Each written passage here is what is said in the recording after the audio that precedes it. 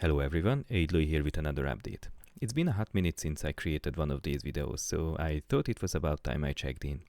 As mentioned in my last video, I had to go and learn the entire C++ stack again because it was over 15 years since I last seriously used the language, and it had significant change since the last time I used it. In any case, I got to the point where I was comfortable using it, and I created a little game engine for myself. This is not complete, and I will get back to why I stopped working on it recently. But that's not the point. So let me walk you through to show you what's possible in that time frame if you are up to doing that. So first of all, I have this project here. This setup is basically organized in a way that I have an engine thing which does everything that the engine needs to do, like handling the window creation and entity management, transform management, and those sort of things, rendering itself. However, it does not have game logic. So how I designed this is basically that I would reuse this engine part and would make applications on top that would create their own logic. In this case, I have an editor here. And I have opened up this editor thing, and as you might notice, this is using SDL3 as the main library here. I have SDL3, Vulkan, and the Vulkan memory allocator currently in use, and whatever's related, you know. But the main point here is that the editor itself, which is a client application to the game engine, would just have a class inheriting from, well, I called it an iClient, but of course it's not an interface, but it has the virtual functions you need to override, like the mount, handling events, and the update. And to mount it, you would just provide metadata and then, add the client itself. You could technically add more clients if you want to, but for the moment, this is just for testing, which is apparent here.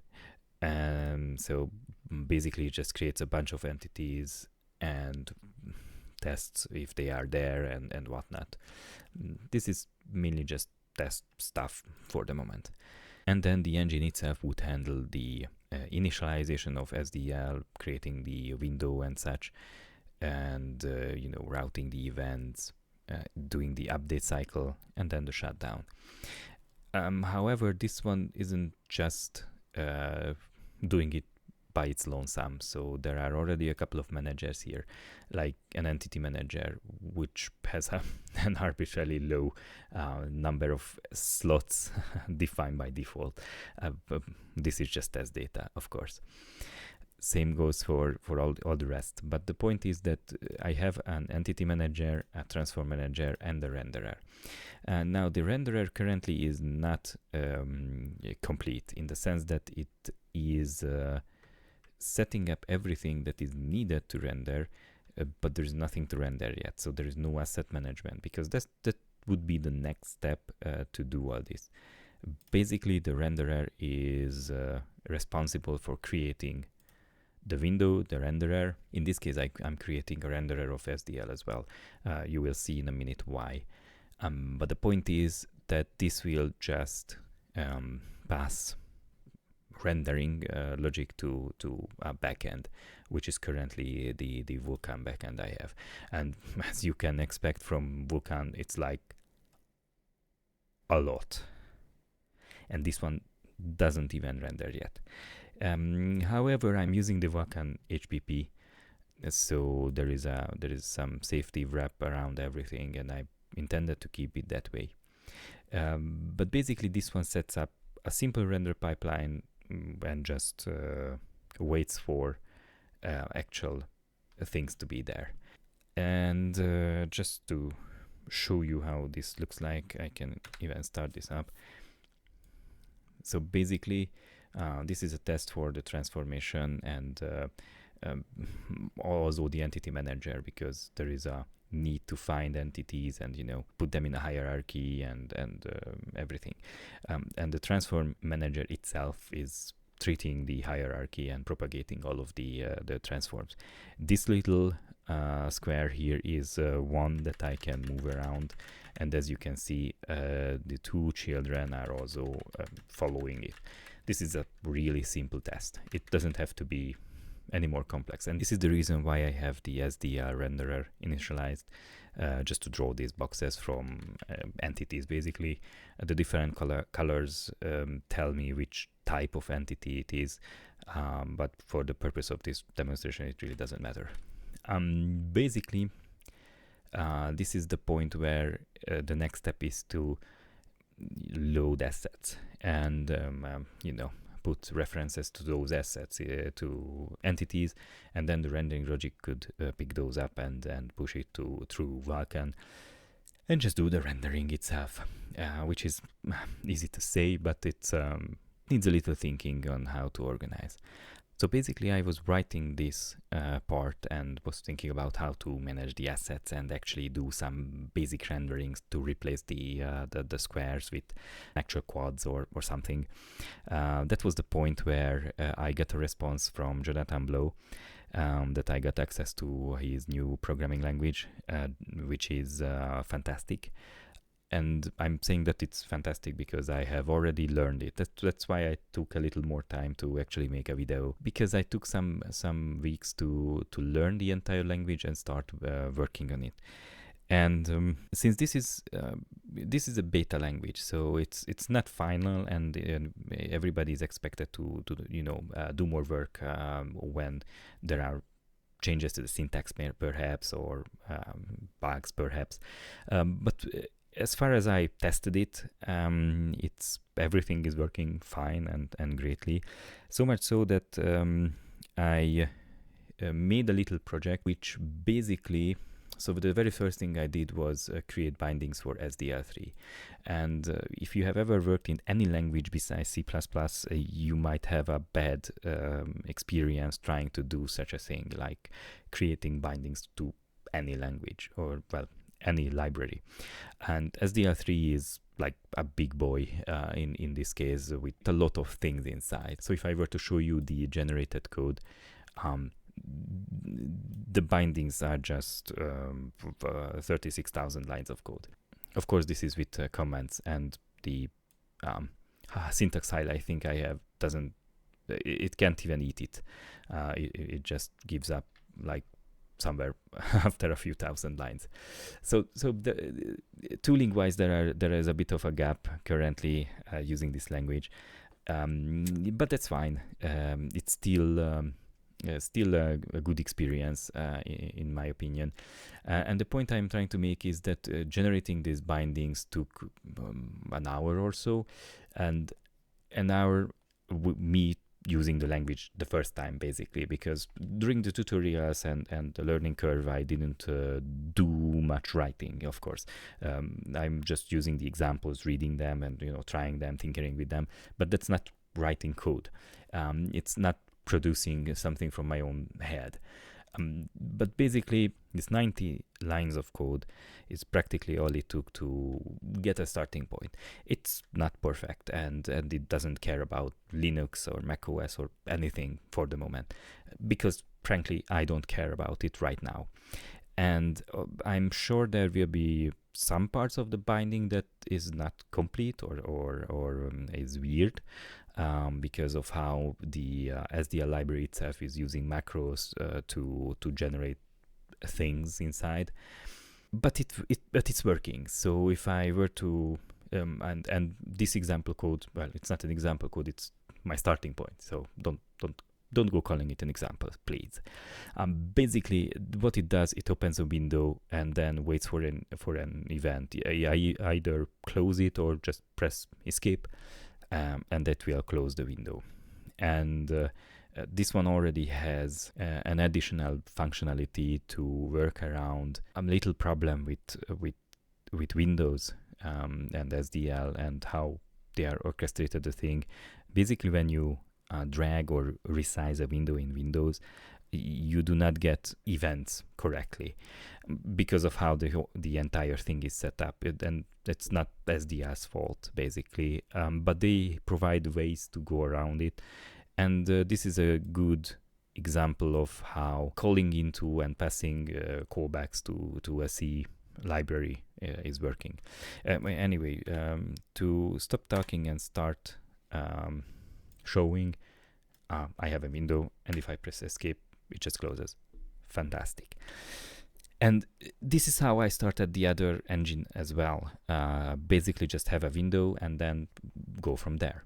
There are bindings for other important libraries such as Vulkan, and the Vulkan memory allocator, which is like super important to have. But I think I'm going to build those myself as well, the bindings themselves, just to understand them. And the point here is that since C++ was a new language for me, but this is an even newer language for me, and in general.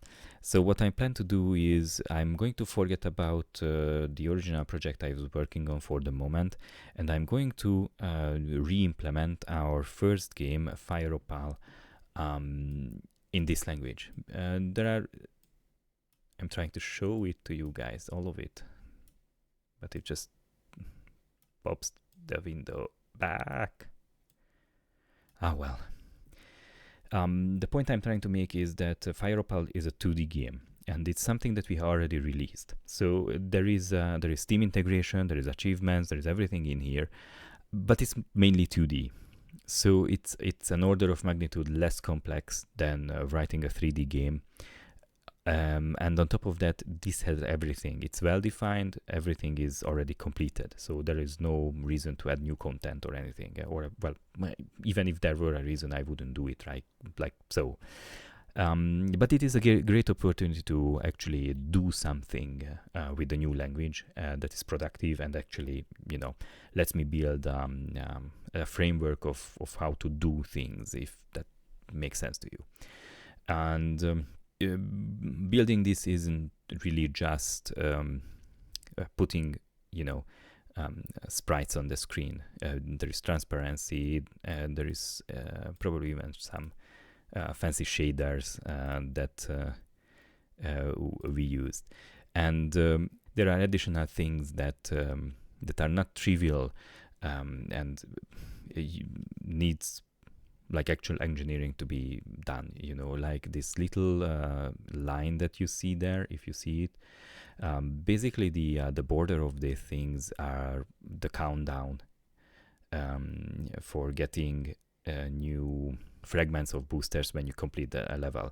Every 24 hours you can do the level again, and then you receive a fragment. And to show what a fragment is, there are some boosters here, and these boosters are basically there to help you during gameplay if you get stuck or something.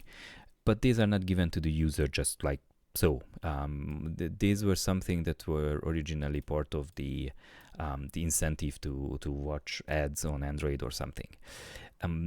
But that lost meaning when the game actually became a paid application on Steam. And even on Android, we did not penalize the user for not watching ads. Basically, each of these have a little border around them that fills up as you complete levels and you get achievements and maybe complete the level faster or with less pieces. You would get a fragment randomly, and then it slowly fills up and gives you new boosters. But the point I'm trying to make here is related to the borders themselves being, fillable, because this is not a simple technique. And well, it could be a simple technique depending on how you do it, but it's something that's like needs to be thought about. So that's one thing. The other thing that you have seen is the actual shader magic that you have that we have here, and I want to replicate this. And the last thing that is important here is that while many of the elements here are quote unquote free floating, not all of the elements have fixed coordinates. Basically, as the screen resizes or changes the aspect ratio, again, this was a mobile game, so we had to take care of the phones being a different size than they would actually be on my emulator or my own phone. But the point that I'm trying to make is that these are using layouts, Unity specific layouts in this case. So I'm going to need to create some form of layouting engine for myself to recreate these menus and everything. And not just the menus, basically this grid, as you can see, it's a nice grid with the levels popping in as you scroll if they are not there already, and things like that.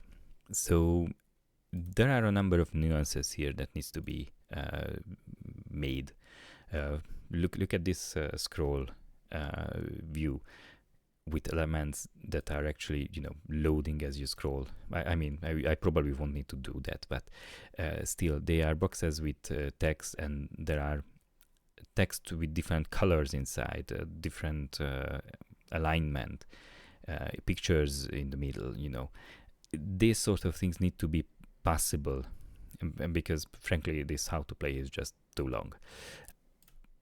But that's something that I would even use in a larger game. A layout engine for UI is always a good thing to have, as we have already seen during last year's, creation of SQL UI and everything. So I intend to use this game as a guinea pig, and just use the new language that I finally got access to, and try to recreate this as best as I can, or maybe better, and see how it goes. Afterwards, I would probably have a lot of things specifically for this language available to me. Basically, the UI layout system, rendering setup, a basic control of the application. So how do I manage entities, positions, transforms? How do I render things? How do I manage assets? And how do I package it? And things like that. The things that are the basics of a game engine that you have to do, no way around it. And then if I have that, the fun starts afterwards, because then I would have everything I need to do a 2D game. I can just start rendering the 3D in the middle, hopefully. But that remains to be seen. And I'm going to start streaming and basically just live stream the majority of the process as I'm rewriting this application in J. So if you are interested, check out the link in the description, which should lead to my Twitch channel. And see you there. And until next time, have fun. Ciao, ciao.